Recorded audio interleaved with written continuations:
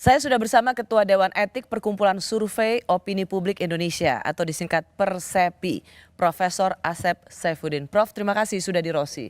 Prof, Persepi ini kan sebuah organisasi profesi yang membawahi para peneliti atau dari lembaga survei atau para pollster. Pertanyaan awal saya seperti judul kita, begitu banyak survei yang bermunculan di Pilpres ini, mana yang benar sih? Ya, pertama banyaknya survei yang bermunculan itu karena musim hujan udah ada aja, musim politik ya, Pilpres ini kan sebagai penanda. Ya, survei-survei juga ingin tahu, ada demand dan juga ada yang ingin juga dari pasangan. Jadi gayung bersambut. Jadi saya pikir kalau munculnya sih normal lah. Ya, di setiap 5 tahun itu selalu rame gitu ya, survei-survei itu berdatangan. Setiap akan ada kontestasi politik, apakah nasional ataupun daerah nantinya, maka pollster adalah mereka yang paling kebagian rezeki lah ya. Sangat, ya betul. Tapi tentunya dari situ normal terjadi limpahan rezeki kan.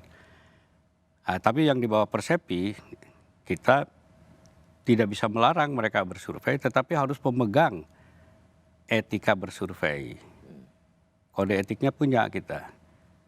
Ya, pertama bahwa polling pendapat itu kan untuk mencari fakta kebenaran. Ya. Jadi yang tidak bisa dipermainkan kebenaran itu oleh metodologi yang salah.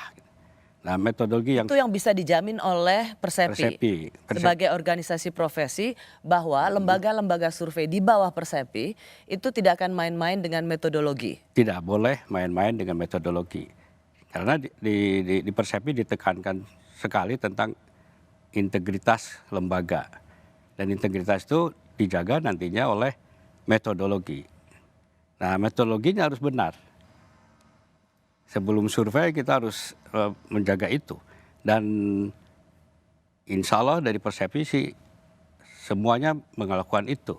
Selama ini Prof, sebagai Ketua Dewan Etik Persepi ini, apa tugasnya Dewan Etik di Persepi ini apa? Nyemprit yang salah, memantau lembaga-lembaga survei yang ngaco atau apa? Ya, pertama memberikan penyadaran tentang pentingnya survei yang benar. Ya, dari segi metodologi dan integritas lembaga. Yang kedua, Dewan Etik selalu mengadakan metodologi baru di dalam survei. Ya. Kalau memang terjadi suatu kecurigaan, kita berhak untuk menanyakan proses dari survei itu. Oke, apa parameternya sehingga lembaga survei itu melakukan penelitian atau mengeluarkan hasil survei yang mencurigakan?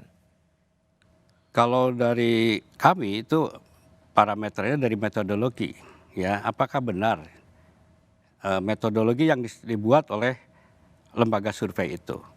Dengan asumsi lembaga yang ada di bawah Persepi itu sudah kredibel ya, artinya lembaga yang sah yang memang kita teliti banget sehingga dia masuk ke anggota Persepi. Tapi dalam metodologi kita harus tekankan banget bahwa mereka melakukan metodologi yang benar.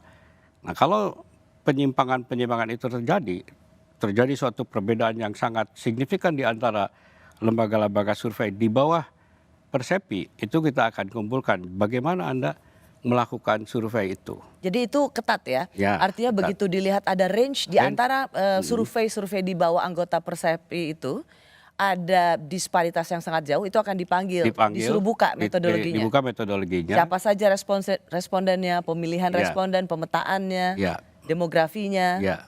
Selama ini pernah ada yang dipanggil karena ada kecurigaan soal hasil survei? Hasil survei selama ini belum. Kalau dulu waktu quick count kita pernah melakukan itu. 2014 kita pernah melakukan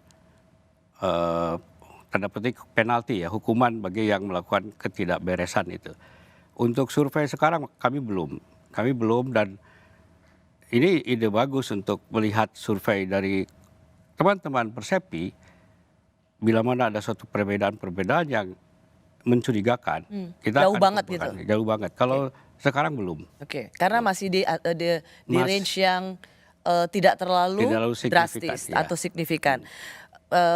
Prof. Asep, saya mau menyitir apa yang disebutkan dalam survei Forum Rektor Perguruan Tinggi Muhammadiyah Aisyah seluruh Indonesia. Saat itu yang disebutkan sebagai disclaimer atau kalimat pertama ketika survei Forum Rektor Perguruan Tinggi Muhammadiyah Aisyah seluruh Indonesia ini, mengapa mereka membuat survei?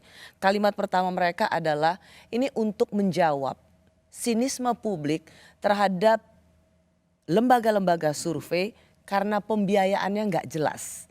Sehingga Forum Rektor Perguruan Tinggi Muhammadiyah ini membuat survei sendiri dengan swadaya untuk menjawab cibiran publik. Lembaga survei selama ini mengeluarkan hasil survei hanya untuk memuaskan paslon tertentu, mengarahkan pemilih untuk tujuan paslon tertentu.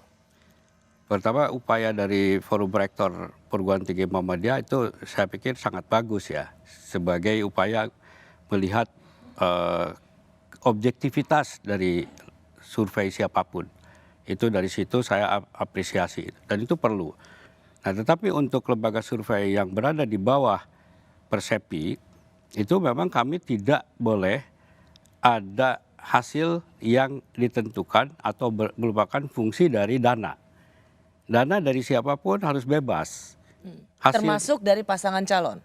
Termasuk dari pasangan calon yang juga harus tidak hanya satu pasangan calon, kita harus buka dananya itu dari berbagai partai sehingga tidak ada pengerucutan ke satu partai. Nah, itu kita sepakati karena memang kita belum. Sorry Prof ya, supaya ini clear. Ya. Begini, jadi diizinkan atau dibolehkan lembaga survei itu dibiayai oleh pasangan calon dan kemudian dia merilis hasil surveinya meskipun dananya dari partai politik tertentu atau paslon tertentu, itu boleh? Boleh, tapi harus ditekankan bahwa hasilnya tidak boleh dideteksi oleh pemberi dana itu. Maksudnya? Maksudnya pemberi dana hanya memberikan dana saja. Survei secara benar dilakukan oleh lembaga survei itu, hasilnya adalah hasil dari penemuan itu sendiri. Tidak boleh ada suatu fungsi yang disebabkan oleh pemberi dana. Itu Anda ingin mengatakan bahwa boleh pasangan calon presiden tertentu membiayai lembaga survei selama hasilnya tidak dipengaruhi oleh besaran biayanya. iya. Karena kan lembaga survei untuk membuat satu survei itu mahal sekali. Iya, cukup mahal. Itu minimal 4 miliar rasanya. Enggak juga sih, mungkin di kami itu yang sudah saya tanyakan kepada lembaga survei untuk melakukan survei itu kalau untuk responden kurang lebih 1.500 itu sekitar 900 sampai 1. Untuk Pulau Jawa, untuk seluruh Pulau Jawa sebagai provinsi dengan kunci Jawa Barat, Jawa Tengah, Jawa Timur, Iya. enggak Prof, lebih Prof.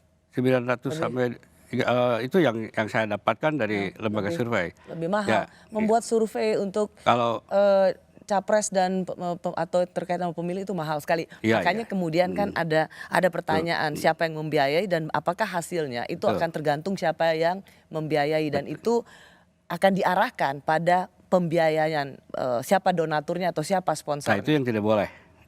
Di Persepi siapapun yang memberikan donasi terhadap survei itu jangan sampai ada suatu upaya untuk disesuaikan dengan keinginan pemberi donasi. Itu yang tidak boleh. Di Persepi tidak boleh kita terikat dengan pemberi donasi. Itu sudah bagian dari kode etik di kita. Berapapun biayanya ya. Kalau begitu Prof, kenapa sih tidak biaya survei itu atau pembiayaan untuk survei ini tidak dideklar saja untuk juga sejalan dengan integritas lembaga survei yang seperti ditekankan di organisasi ini. Kan gak ada salahnya bahwa ini dibiayai oleh, mengapa itu tidak menjadi salah satu bagian dari kode etik? Sampai sekarang kita belum mewajibkan untuk membuka, tetapi itu ide bagus untuk dilakukan itu. Cuman rambu-rambu bahwa pemberi biaya donasi jangan sampai menekan outputnya harus sesuai dengan keinginan, itu tidak boleh. Dan itu udah rambu-rambu yang sangat jelas di Persepi. Oke. Jadi clear di sini bahwa lembaga survei itu bisa dibiayai oleh pasangan calon atau kontestan eh, dalam pemilu, tetapi memang tidak boleh hasilnya Ya, itu harus bebas. sesuai dengan harapan yang membayar atau Ya. bohirnya. Ya. Baik.